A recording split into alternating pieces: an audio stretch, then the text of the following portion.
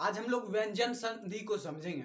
इससे पहले वीडियो में जो हम लोगों ने स्वर संधि को जाना था, उसके भेद को जाना था, तो आज हम व्यंजन संधि को जानेंगे। इसका जो है कोई भेद नहीं होता है, लेकिन इसके कुछ नियम होते हैं। तो इसमें से जो आज हम लोग इस वीडियो में दो नियम को जानेंगे और व्यंजन संधि को समझते हैं कि जब स्वर वर्ण या किसी भी व्यंजन वर्ण के कारण और व्यंजन वर्ण में ही परिवर्तन आता है, तब जो संधि निर्मित होती है वह संधि व्यंजन संधि कहलाती है।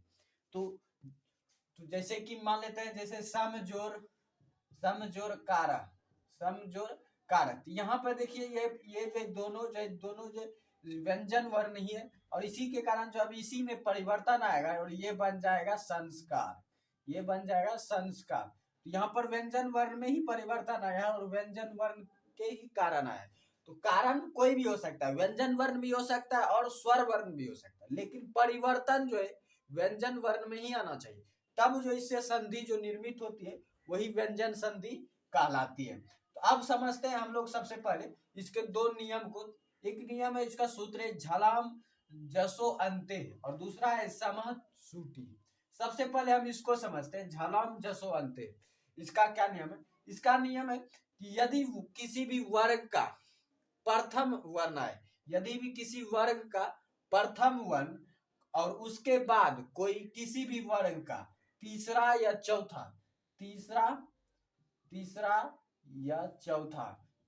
वर्ण आया या य र ल व, या जो है स्वर वर्ण आए, ये जो है आना चाहिए बाद में, ये तीनों बाद में आना चाहिए। और इससे पहले जिसमें आएगा वर्ग का प्रथम अक्षर, वर्ग का प्रथम वर्ण, इसमें जो वर्ण किसी भी वर्ग का प्रथम वर्ण आना चाहिए पहले संधि में, और बाद में अगर इसमें से कोई आता है तब जो परिवर्तन होता है वो इस अनुसार होता है कि ये जो परिवर्तित हो जाएगा अपने ही वर्ग के तीसरे स्थान में, ये चेंज हो जाएगा। ये चेंज हो जाता है अपने ही वर्ग के तीसरे में चेंज हो जाता है। उदाहरण से इसको समझते हैं, दिक जोर गज, ये बन जाता है दिग्गज। कैसे? इसी रूल का ये पालन करता है। देखिए यहाँ पर पहला जो वर्ण है वो है क, अपने ही वर्ग का जो ये प्रथम वर्ण है, ये अपने ही वर्ग का क जो प्रथम वर्ण है, क वर्ग का है, तो सबसे पहले भी क ही आता है। उसके बाद देखिए ग, तो ये देखिए किसी भी वर्ग का जो ये तीसरा, तो क ख ग, ये तीसरा स्थान पर आ रहा है, ये जो है तीसरा स्थान पर आ रहा है। तो इस तरह से जो है ये इस नियम का पालन करें कि पहला जो वर्ण है वो किसी वर्ग का प्रथम वर्ण है और दूसरा जो संधि में वर्ण आ रहा है वो किसी भी वर्ग का जो ये तीसरा वर्ण है। तब ये रूल का जो पालन करेगा, इसका करेगा कि अब जो ये चेंज हो जाएगा, ये अपने ही वर्ग के तीसरे स्थान पे चला जाएगा। तो ये अपने ही वर्ग के जो क वर्ग का जो तीसरा स्थान होता है वो होता है ग, तो ये ग में परिवर्तित हो जाएगा। तो ये ग में परिवर्तित हो जाएगा, तो ये भी ग पहले से बन जाएगा दिग्गज, ये बन जाता है दिग्गज। तो यही जो है संधि है, दिग जोर गज दिग्गज। तो इसका जो रूल हम भली भांति समझ गए, झलाम जसो अंते, कि यदि किसी वर्ग का प्रथम वर्ण और उसके बाद किसी भी वर्ग का तीसरा या चौथा वर्ण या य र ल व या स्वर वर्ण आए, तो जो परिवर्तन जो होता है वर्ग का प्रथम जो वर्ण है संधि में वह अपने ही वर्ग के तीसरे वर्ण में परिवर्तित हो जाता है। तो ये हो गया झलाम जसो अंते की नियम। उसके बाद समझते हैं समह सूटी का क्या नियम है। तो समह सूटी का नियम है कि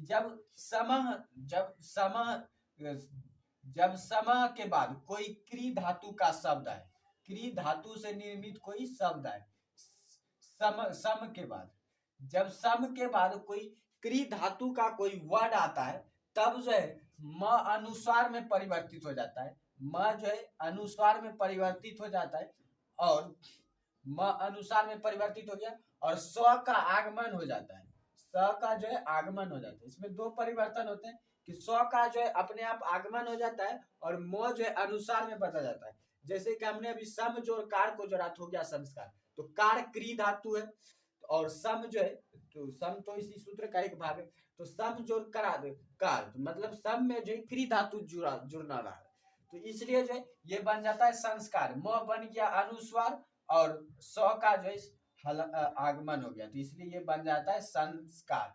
इसी तरह अगर हम करें सम जोड़ कृति, सम जोड़ कृति, तो कृति भी कृ धातु से ही निर्मित है, इसलिए जो म अनुस्वार में बदल जाएगा और स का आगमन हो जाएगा, तो ये बन जाता है संस्कृति, संस्कृति, ये हो जाता है संस्कृति। तो ये जो दो इंपॉर्टेंट नियम थे और बहुत सारे नियम है, तो मैं अब जो आगे का नियम जो है 5 नियम जो है और बताऊंगा अगले वीडियो में।